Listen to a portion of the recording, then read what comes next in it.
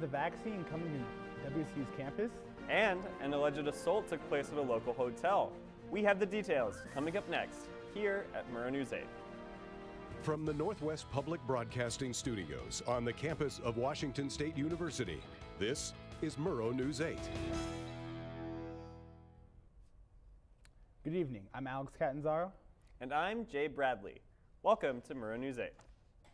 According to the Moscow Pullman Daily News, Washington State University is planning to have an on-campus vaccination location by the time that students will be eligible. Tomorrow marks the start of Phase 1B Tier 2, where students will begin to be eligible. People over 16 who are pregnant or have disabilities that heighten their risk of contracting the virus, essential workers with high-risk situations working in congregate settings such as agriculture, grocery stores, and public transit. Speaking of the vaccine, WSU is experiencing an increase in COVID-19 cases. WSU has reported 15 new cases on Tuesday. Nearly all the new cases are students. There are 67 active cases. There has been 2,390 confirmed cases at WSU since last fall, 2,209 of those cases being students. University of Idaho's positivity rate is steady at just under 4%. The university reported 31 positive cases last week. Students are currently on spring break and will have to pass COVID-19 testing protocols before they can return to the classroom. Now for our next top story, a 34-year-old Tacoma man has been arrested after allegedly assaulting a woman at the Marriott Residence Inn in Pullman. Demetrius Robinson was arrested after the victim told police that Robinson choked her, threatened to kill her, and did not let her leave the hotel room. Robinson has a local crime history, including felony assault convictions in 2018, and was arrested for allegedly raping a woman last summer. Robinson remains in jail with his bail set at $250,000. A Clarkston man has pled not guilty to second-degree murder and evidence tampering charges. John C. Weber was arrested for the murder of his girlfriend, 50-year-old Kimberly Behrman. Weber's mother called in an attempted suicide for Behrman, who was pronounced dead later that day at St. Joseph Regional Medical Center. The responding officers said the scene seemed suspicious, so they called in a detective from the police department. According to the Idaho State Police, Genesee's Mayor Stephen Odenberg died in a car crash this morning. He was traveling on U.S. Highway 95 when his pickup crossed the median through the southbound lanes and crashed into a field. He was pronounced dead at the scene. Two people are very lucky to be alive after a frightening crash on Interstate 84 in Idaho. The accident occurred in Gooding County, Idaho, after their truck went over the bridge and was left hanging from the bridge. Idaho State Police called the rescue a miracle. The people in the vehicle suffered non-life-threatening injuries. According to Moscow Pullman Daily News, the Moscow City Council unanimously approved a resolution to allow restaurants to operate into the sidewalk and other rights-of-way. Almost identical to the resolution that was put into place last year and will continue through December 1st unless there's a need to change due to the weather. The large change is that the businesses will need a signed letter of permission to expand their business. The Pullman Classic Pups and Cups has moved and opened in their new location. Murrow News 8 reporter Korea Pounds is live at the new location on Main Street. Korea? Thanks, Alex. I'm here live at the Pups and Cups Cafe. It is on the corner of Kamayakan Street and Main Street. Just a few blocks down, we have Rico's Pub, and across the street, we have a U.S. Bank. Now, the thing about Pups and Cups Cafe that makes it so unique is that you can bring your pets in, you can bring your dogs in, you can also grab a cup of coffee, and you can work on some homework. There's a little play area also in the back for those people who want to bring their dogs and, let them roam around while you work on your homework. The owner said that they wanted to move to this current location because their old one was a little too small for its capacity, and they wanted something a little bigger. And this is the bigger place that they wanted to get into. Now, they recently just closed at about 5 o'clock, so about 30 minutes ago, but we were able to go in and grab a nice cup of coffee here, and they do open tomorrow at 7 a.m., so if you want to come by, you can bring your dogs, you can bring your coffee, and you can bring your homework. At Pups and Cups, I'm Korea Pounds with Murrow News 8. Thanks, Korea. We're in the home stretch of our countdown to Chipotle opening in Pullman on Friday. Construction of the restaurant on the south side of Pullman started last year. As a reminder from our newscast yesterday, the Pullman location of Chipotle will feature a Chipotle Lane, which is Chipotle's new digital order drive-thru and pickup lane. Americans may be wearing green tomorrow for St. Patrick's Day, but they could also have some green in their wallets.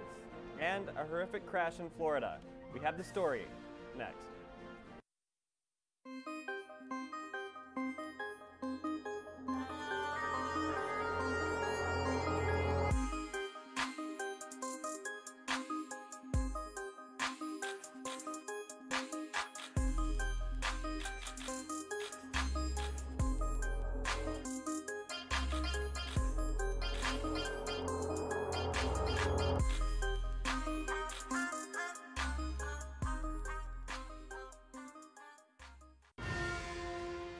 Washington State University, an institute of... Wait, let me show you WSU. We're about being hands-on and getting our hands dirty. We bring art to science and science to wine. We build Mars rovers and launch new medical schools, with the occasional pizza break. Now back to work, because we're always moving forward and leaving our mark on the world. Now that's my WSU. Many Americans have another reason to celebrate St. Patrick's Day. According to USA Today, those eligible for the latest rounds of stimulus checks will have access to the money by 9 a.m. local time Wednesday morning. There has been confusion as to when citizens will be able to use their cash via direct deposit, but March 17th is the official payment date. In a speech on Monday, President Biden said 100 million stimulus payments and 100 million vaccinations will be given out in the next 10 days. 3 people in South Florida were killed on Monday after a small plane crashed into an SUV. The crash occurred around 3 p.m. as the plane was returning to the airport. The plane struck a power line and a mechanical issue may have caused the plane to go down. According to Pembroke Fire Chief Marcel Rodriguez, the National Transportation Safety Board and Federal Aviation Administration are investigating the accident. A Seattle man was sentenced to several months in jail for assaulting 2 journalists and making death threats to a third. According to Como News, 26-year-old man Damon Huseman took part in the breach of Governor Inslee's mansion in Olympia on January 6th while carrying an assault-type rifle. Later in the protest, the man pepper-sprayed 2 members of the media and threatened to shoot a 3rd member of the media within the next year. Huseman changed his plea to guilty, resulting in the sentence. According to USA Today, House Democrats are working to bring the Violence Against Women Act back into the fold from its inception during the Clinton era. The Violence Against Women Act reauthorization on Act of 2021 was introduced at the beginning of March, which is Women's History Month. From 2016 to 2018, intimate partner violence rose 42%. The reenaction of this act would provide help to victims of sexual assault, domestic violence, and stalking. I don't know about you, Alex, but I was freezing yesterday. Our weather person, Jake Knight, has more to say. Thanks, Jay. As we take a look at today's forecast in Pullman, Washington, it's a pretty mild day, nothing too significant in the forecast, high of 48. Low is going to touch the freezing temperature, but pretty mild winds, and a little bit of sun, a little bit of cloud, nothing too significant in today's weather. Going on to tomorrow, there's going to be an uptick in temperatures with us almost reaching 60 degrees, a high of 58. And I want to take a look at the sunset, 6:58 p.m. We're getting closer to 7 o'clock sunsets, closer to those long summer days. I tell you, I'm excited for that. Going over to the state map, we take a look at the west side, Seattle and Olympia, which is where I am coming from you guys today. Sunshine, I'm looking outside, nice clear day out there. Good to see that, no rain over here on the west side. Temperatures aren't too high, but low 50s. But again, beautiful day over here, and more beautiful days in the central part of Washington as well. Yakima and Tri-Cities, high 50s, almost 60 degrees. Mother Nature is showing those hints of springtime all across the state as we go to the east side. Pullman and Spokane, both right around the 50 degrees with some sunshine today. Going into the 5cast, as we talked about tomorrow, going to be almost 60 degrees. Looking at Thursday, though, we are going to break that 60-degree barrier. 61 degrees is the high. Partly cloudy with some sunshine. However, Thursday night and going into Friday, we are going to have some rain. Something to look out for. Friday, the roads are going to be a little slippery. Something to keep in mind in your daily commutes. Going into the weekend, Saturday and Sunday, both pretty identical. Highs of 48, partly sunny. But Saturday morning, there are going to be some showers. And Sunday evening, there is a chance of rain and a chance of snow with the low temperatures on Saturday and Sunday being pretty close to freezing. That's all I have for you guys in the forecast. Back to you guys. Thanks, Jake. Some Cougs are on their way to the NCAA Indoor Track and Field Championships. And WSU women's basketball team is dancing, but we have some off-season news for the men's team.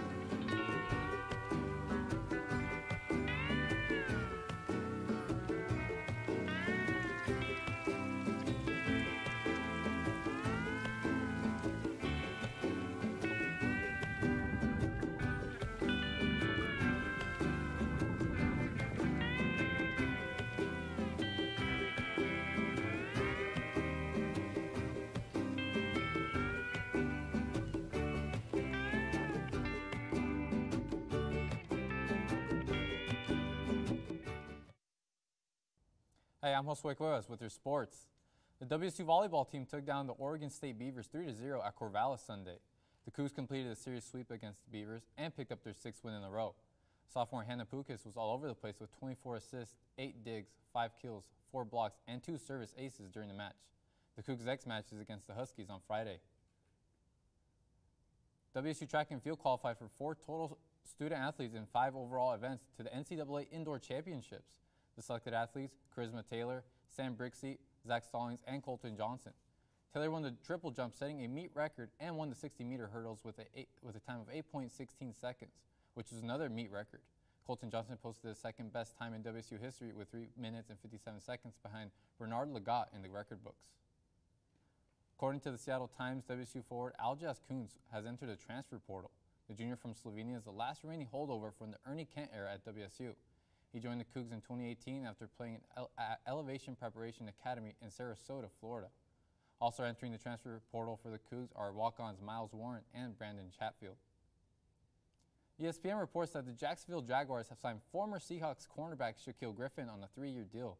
The contract is worth $44.5 million with $29 million guaranteed. Griffin will pair with C.J. Henderson to give the Jaguars 2 young corners.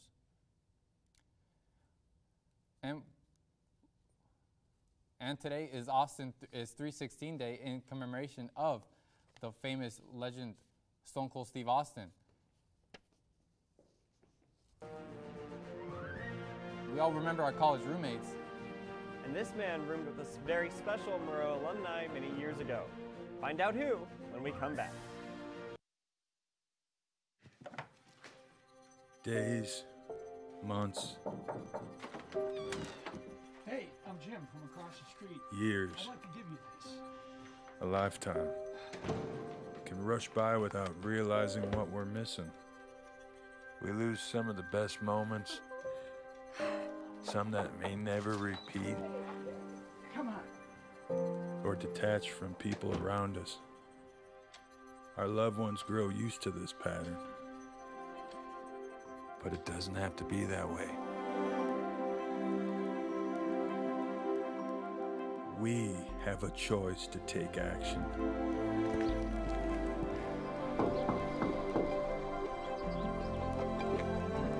It's never too late to live a full life again. Hear how many of us Vietnam veterans have managed our mental health and reconnected with our families. Visit maketheconnection.net to find out more. Pat Kavanaugh and his family are proud WSU alumni, and his father Ed roomed with one of WSU's most famous alumni. His father Ed was roommates with Ed Murrow in the 1930s. Like many students, Murrow and Kavanaugh were low on cash, so they would switch suits when they went on dates so it didn't look like they only had one suit. Pat's daughter graduated from WSU in the 80s, and his granddaughter is currently a junior at WSU. Thanks for watching. That's all we have time for tonight. Join us tomorrow. Have a great night.